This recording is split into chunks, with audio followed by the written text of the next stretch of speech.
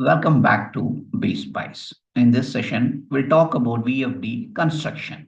So construction in the sense how it's constructed and what are all the main components inside the VFD. As you can see here, we have three sections.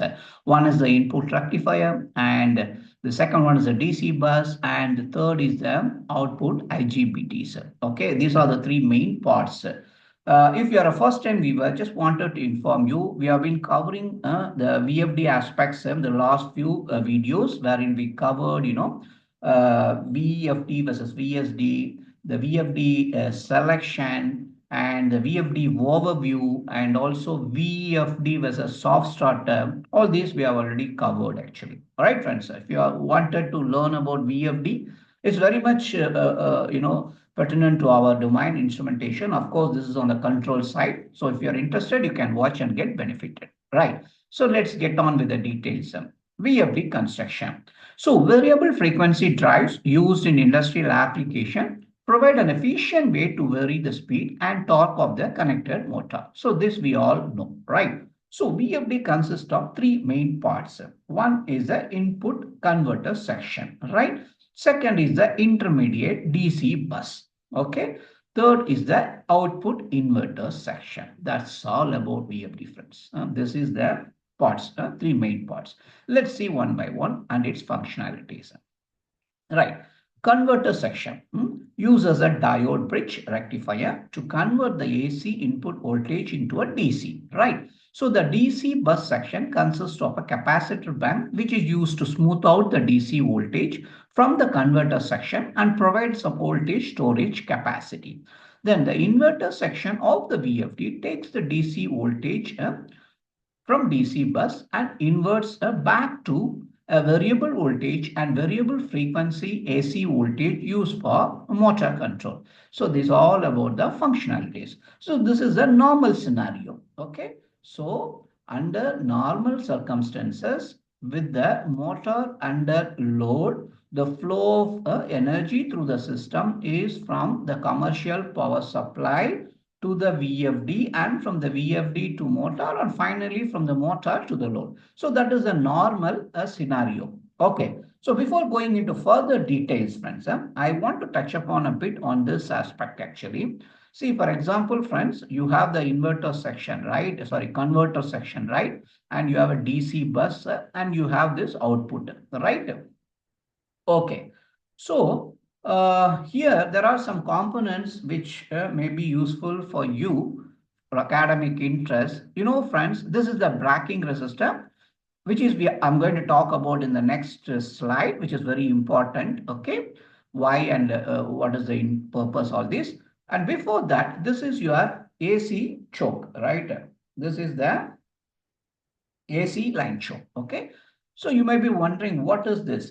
Basically, this AC line choke design provides some smoothing on the DC bus and reduces the amount of ripple current that must be tolerated by the main capacitor. So that is the point. This has an effect on extending the life of the components, friends.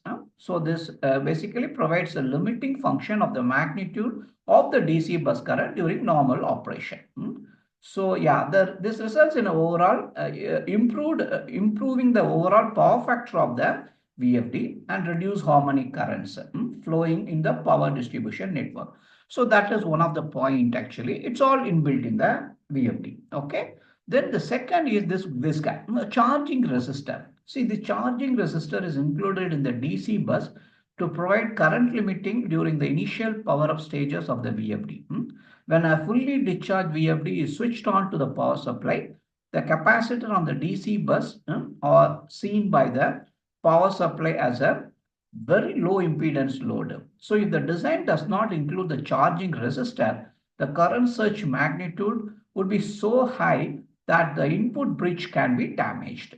Okay, so that is the intent of that, friends. Now coming back to the subject. Okay, there are some operating scenario, friends, wherein the load, which is connected here, right, tries to overrun the motor.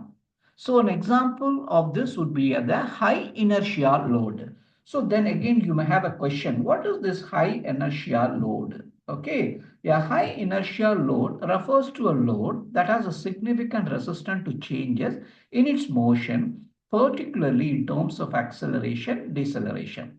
So this resistance is due to the load's mass and the distribution of the mass relative to the axis of rotation. So this is about the high inertia load. This is the definition, friends. Okay, so now let us see. For example, a large diameter fan running at high speed, whereas the control system calls for the fan to run at a low speed. This is the challenge here. Again, I repeat, friends, a large diameter fan running at high speed, where the control system calls for a fan to run at a low speed. Okay, now the VFD begins to lower its output, right? Frequency, and the motor follows. However, due to the inertia in the fan resists the change in speed, causing the motor to run above the frequency output of the VFD. So this is the bit of a challenge. Okay. I repeat again, friends. The VFD begins to lower its output frequency and the motor follows.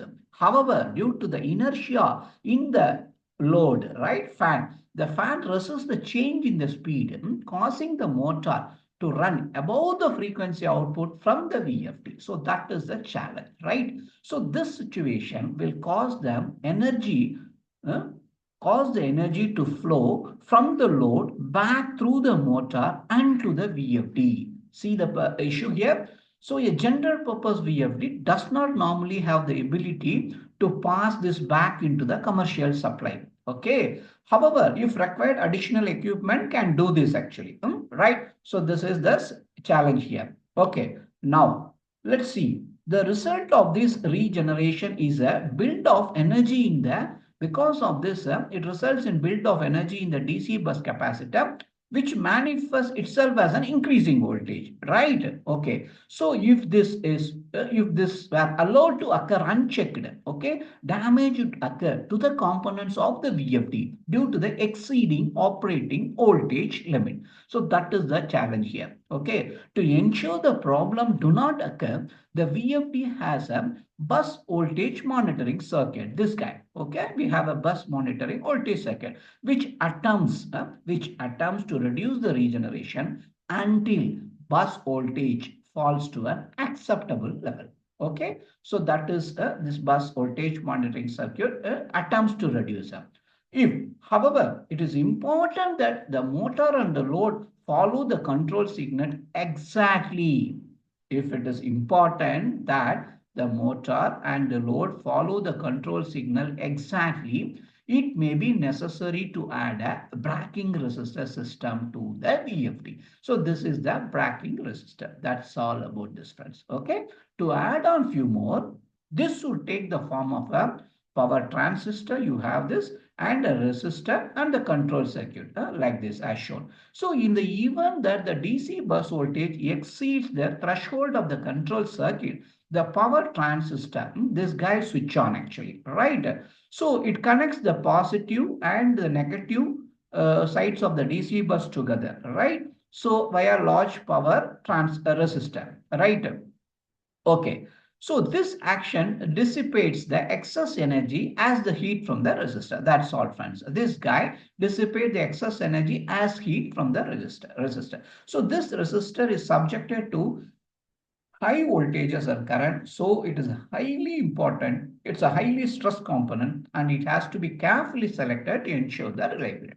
That's all, friends. I just want to give you what is happening inside the VFD. So that is my intent, friends. Yeah, thank you. And of course, I thought of winding this VFD session yesterday, but there was some request from our colleagues. So I want to, I am forced to continue. And I'll also continue with the pulse width modulation. I will also touch upon a bit the technique actually, pulse width modulation. So you may be wondering what is that pulse width modulation, right? Yes, that is a very, um, important actually as part of VFD is concerned. Basically, the pulse width modulation (PWM) improves the energy efficiency in variable frequency drives through several key mechanisms actually. Precise control, reduce power losses, all these actually. I'll explain that in the what do you call next video. Stay tuned and thank you for watching and keep supporting friends. Take care. Bye bye.